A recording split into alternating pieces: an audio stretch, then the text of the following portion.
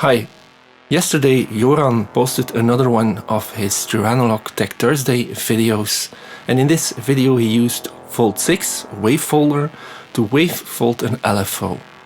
Now once again I cannot recreate the patch. I have a Fold 6 but it's not at home. I'm looking at you, Tom. But I want to quickly demonstrate to you that you can just as well frequency modulate an LFO or even do ring modulation with it, and this creates, well, all kinds of different shapes. This video is going to be a little bit shorter than the previous follow-up Friday installments because I've been working on a behemoth of a video and I'm, well, trying to do this in between that. I'm running the full output of this Generate 3 here at audio rates into the input of this Synthesystem VCF, and I'm using the fundamental output of the second Generate 3 here running at LFO rates, so slow. I'm running it through the scope and I'm using this to modulate the frequency of my bandpass filter. Let's increase the resonance a bit. And as you can see and hear, this gives us a very predictable modulations with a sine wave as a modulator.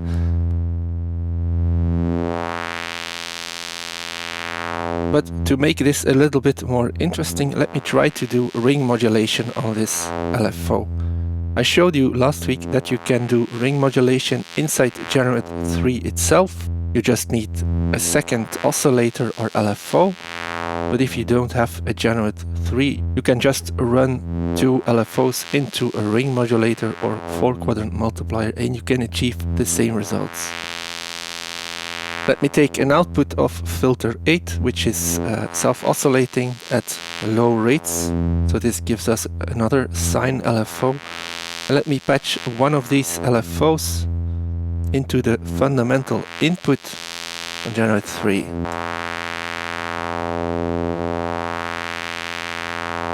And now, depending on the relative tunings,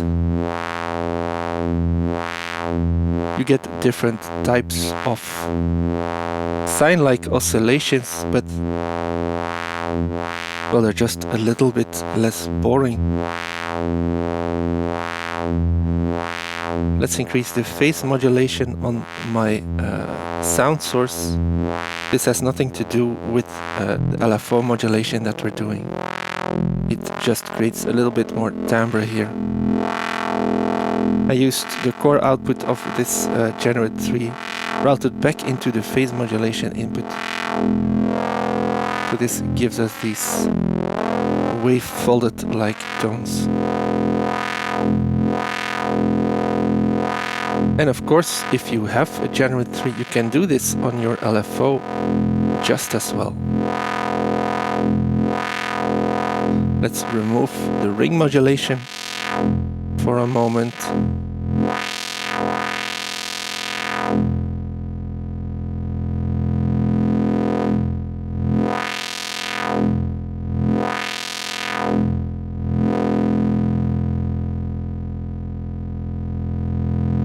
Let's increase the speed here a little bit.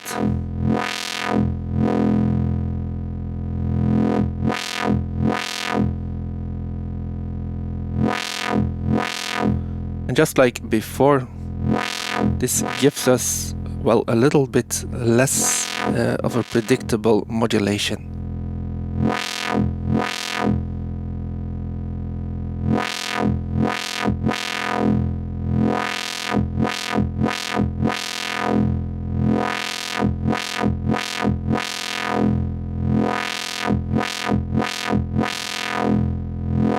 You can also use self-patching to, for example, the frequency modulation input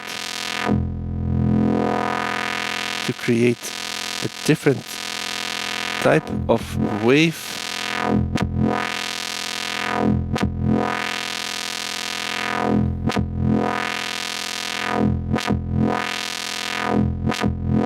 And you can of course start combining these techniques.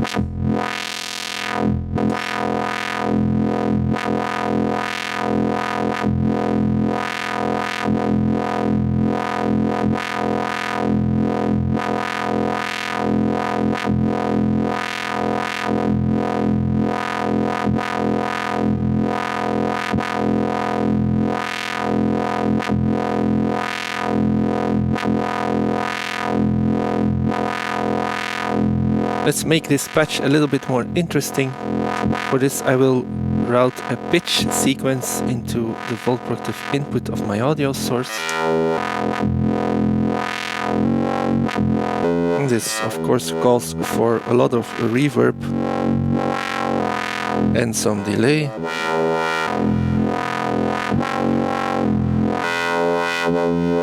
And let's add some drums.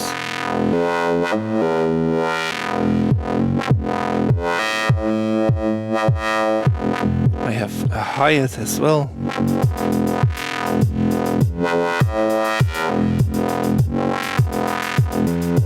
And let's add a snare.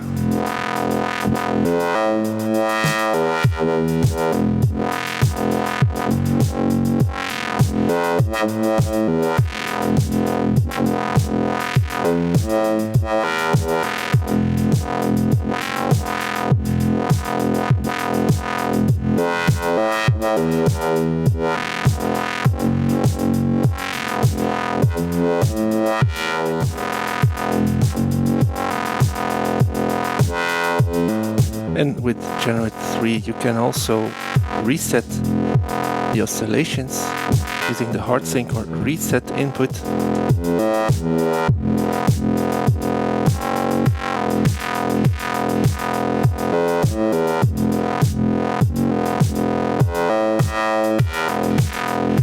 Which, depending on the speed and everything else that's going on, can give you really great sounding results.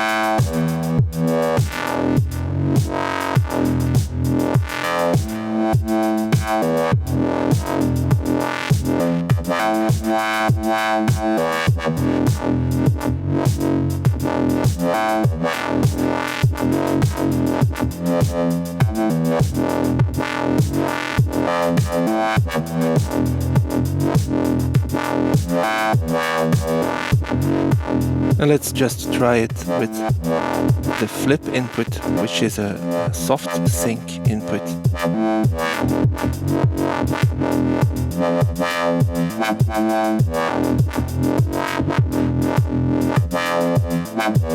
Well, here the effect is a lot less noticeable. Soft sync is a really weird beast. Well, at least in my opinion. Yeah, reset input. Gives us pretty cool results.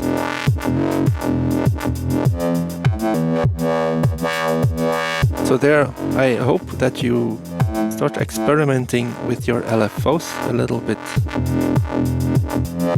Now I've been using Generate 3 and Filter 8, but if you just have, well, a plain LFO,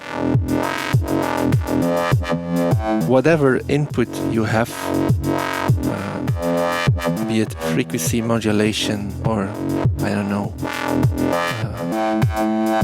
doesn't really matter. Whatever input you have, try patching things to it and just see what happens.